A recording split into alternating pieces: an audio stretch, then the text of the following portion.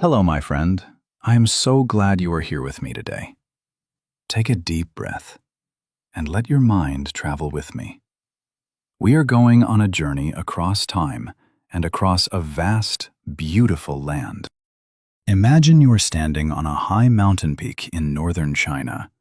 The wind is cold, but the sun is bright. Below you, a line of stone and earth stretches out like a giant dragon.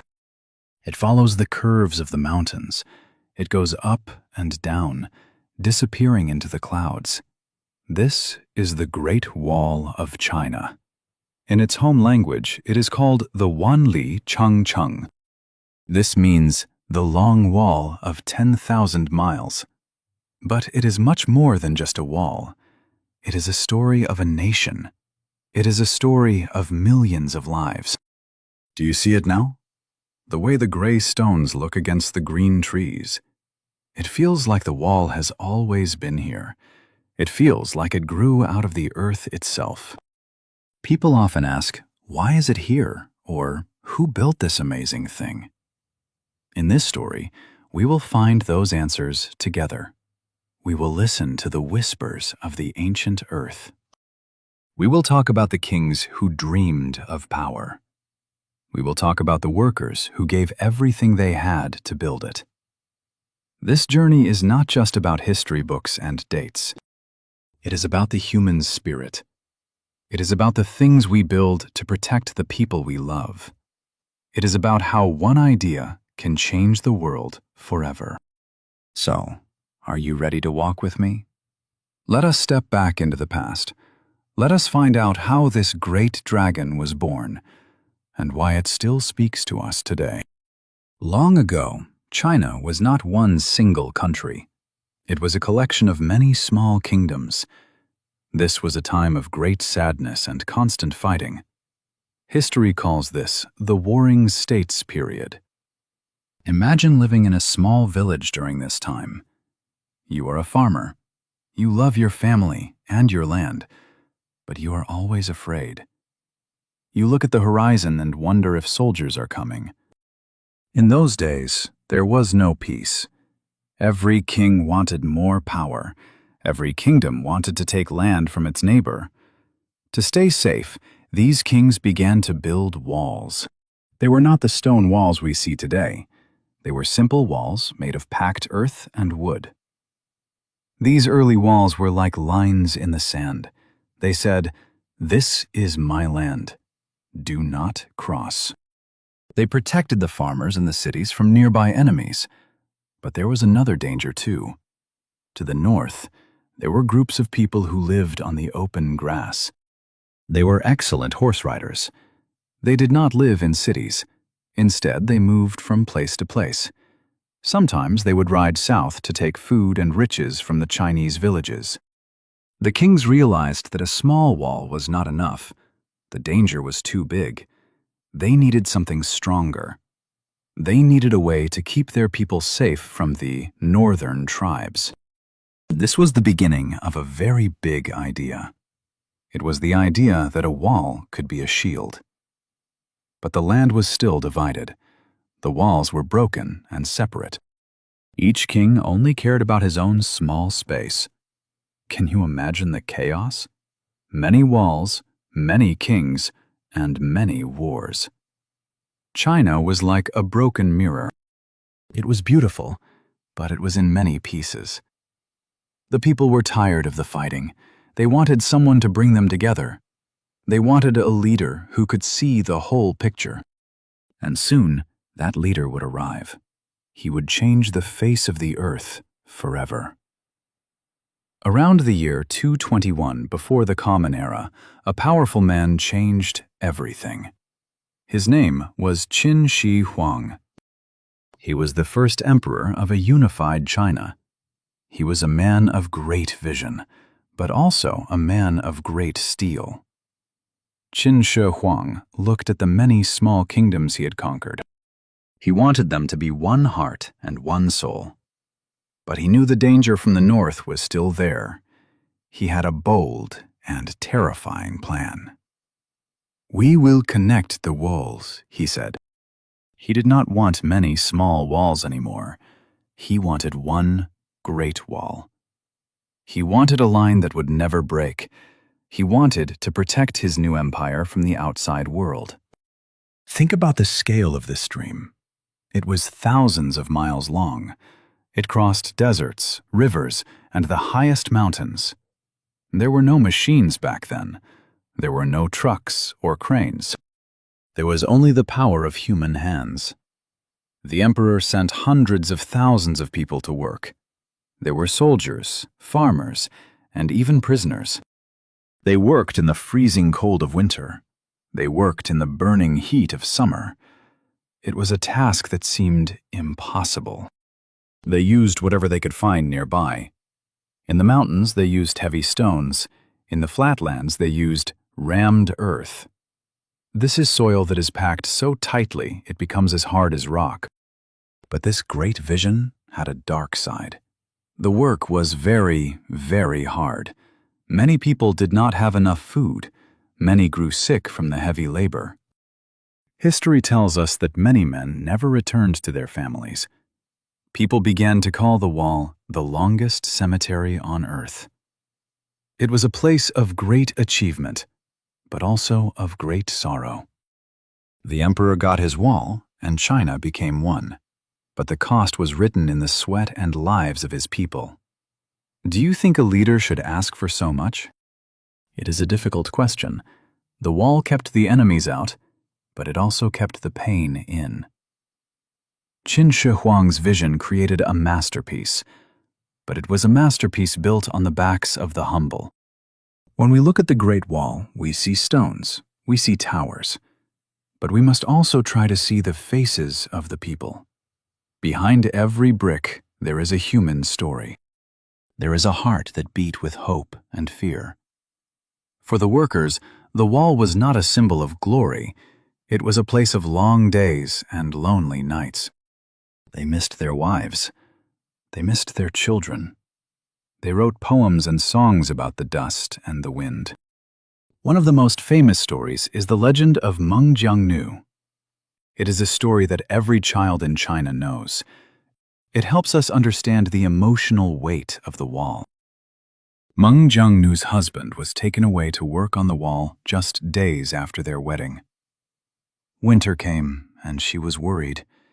She made warm clothes for him and walked thousands of miles to find him. When she finally arrived at the Great Wall, she received terrible news. Her husband had died from the hard work. He was buried somewhere under the wall itself. Meng Jiangnü was heartbroken. She sat by the wall and cried for many days. Her grief was so powerful that the wall felt her pain. Suddenly, a large section of the wall collapsed. It opened up to show her husband's remains so she could give him a proper burial. This story might be a legend, but the feeling is very real. It represents the millions of families who were broken by the construction. It reminds us that history is not just about emperors. It is about the love of ordinary people. When you walk on the wall today, listen closely. Can you hear the echoes of the past? Can you feel the strength of those who stood there before us? The Great Wall is a monument to human power, yes, but it is also a monument to human endurance. It shows us how much a person can suffer for a cause. It shows us the deep love that connects us, even when walls try to keep us apart. As the centuries passed, the Great Wall changed. It was not built all at once. Different dynasties or families of rulers added to it. They fixed the old parts and built new sections. The Han Dynasty was one of these groups. They lived about 2,000 years ago. They realized the wall could do more than just stop armies. It could also help with trade. During this time, the Silk Road became very important. This was a famous path for traders. They carried silk, tea, and spices from China to the West. In return, they brought back horses, gold, and new ideas. The Great Wall protected these traders. It was like a safe road in a dangerous land. Along the wall, the government built watchtowers. Soldiers lived in these towers. They watched for any sign of trouble.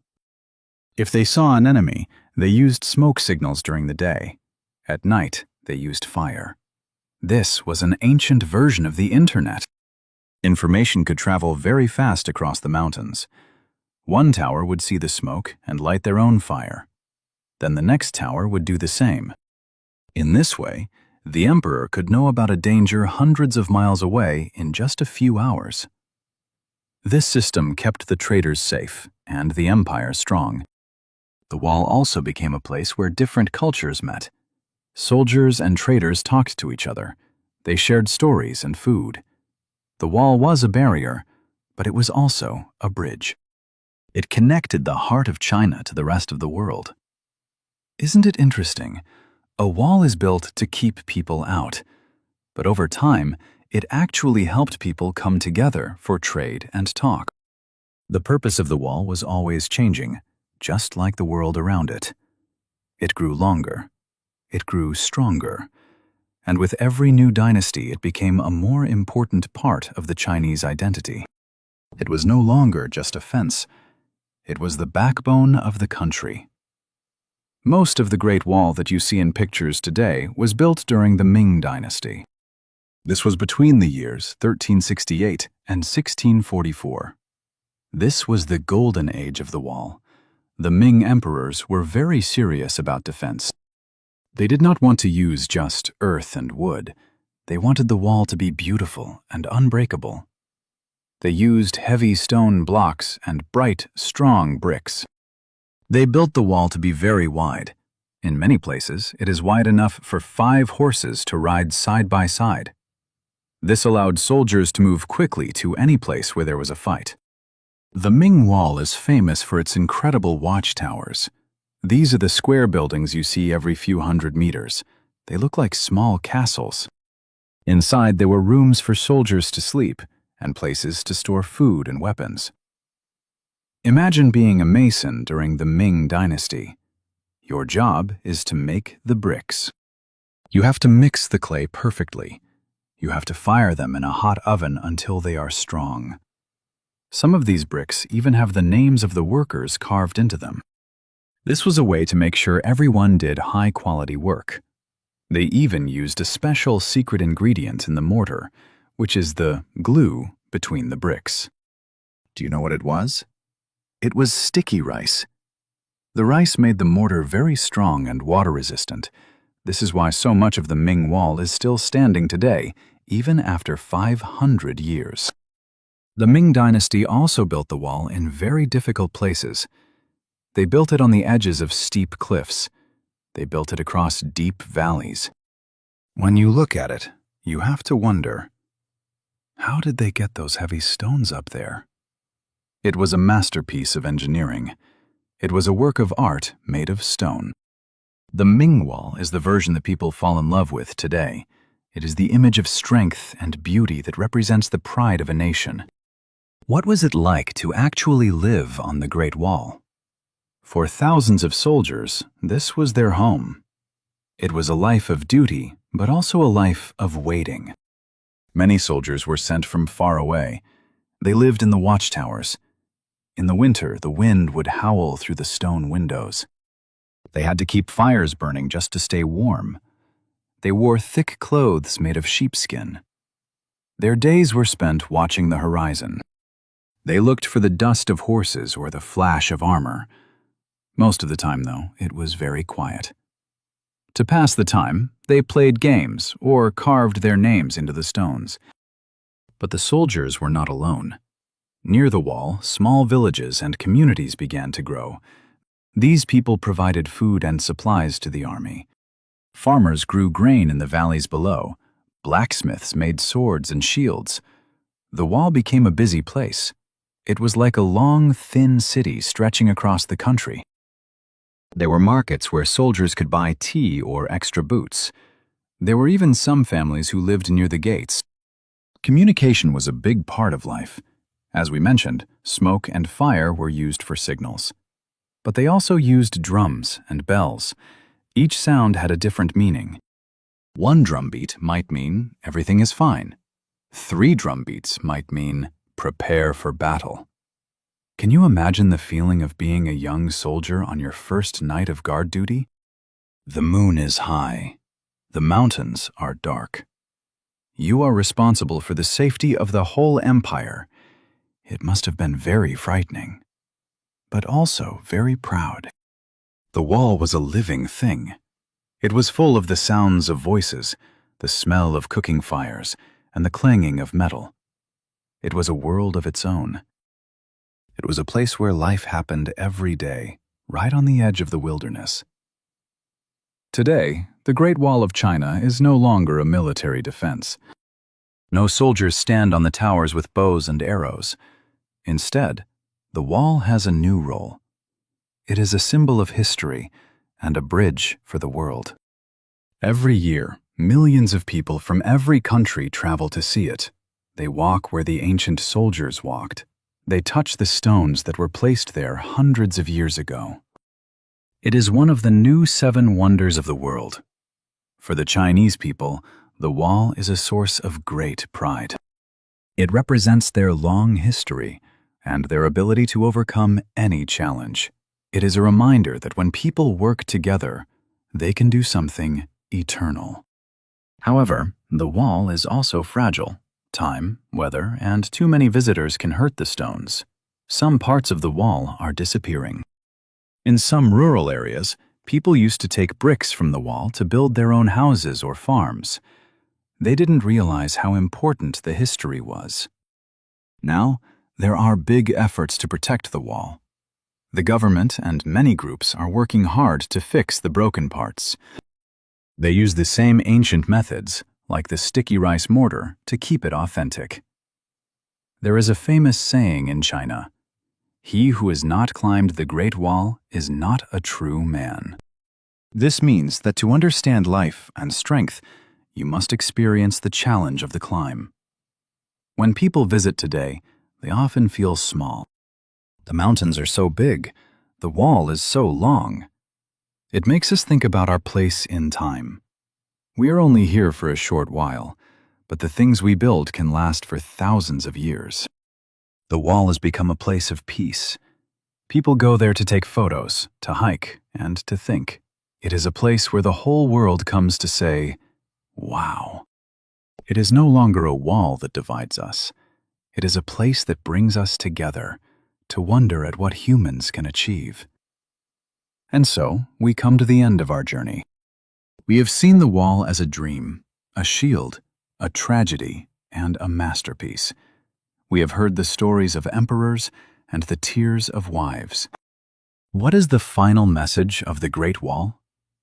Perhaps it is this: humans have a deep need to protect what they value. We build walls to keep out the wind, the cold, and our enemies. But the greatest things we build are the ones that endure in our hearts. The Great Wall is a physical thing, yes.